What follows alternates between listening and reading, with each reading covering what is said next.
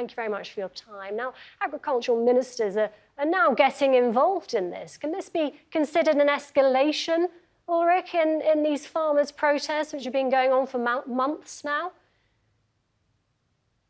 Well, we live in times of an attention economy, and what could be better just a few weeks before European parliamentary elections than producing pictures like the ones we now see live.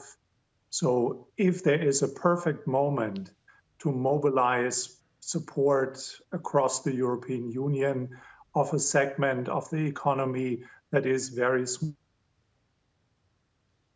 best Germany, then the contribution of agriculture to the GDP is just 1%. So on the one hand, everyone understands that this is a very complicated sector. It's based on nature, and nature doesn't allow to predict where the income comes from. Last year, the German farmers saw an increase of their income average of 40%. Of course, this doesn't apply to every farmer and every size of a farm in the European Union, but I rather see this as flexing muscles when it's most effective and not so much something that shows in what terrible state agriculture is across the board. Ulrich, I do think I need to point out that those weren't live images. The protests this time round, I think they were library pictures, if I'm not mistaken, because the protests this time round do appear to be peaceful so far. The last time, they ended in chaos. Well, on the one hand, it's understandable to produce spectacular pictures. On the other hand, it's a crime to do what we just saw with burning barricades and attacking physically law enforcement.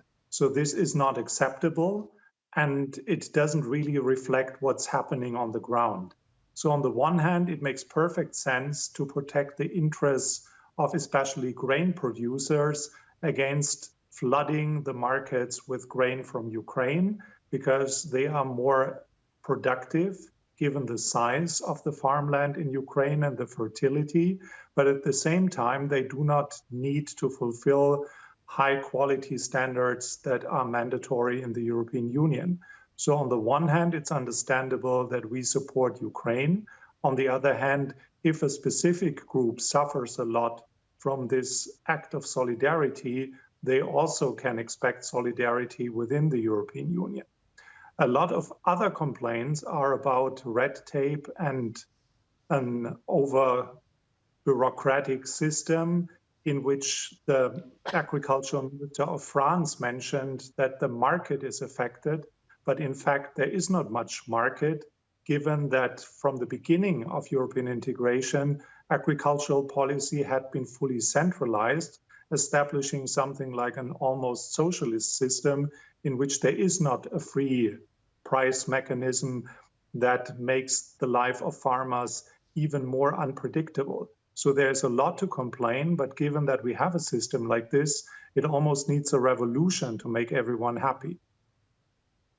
Ulrich, thank you very much for your time. Ulrich Brueckner speaking to us live from Berlin.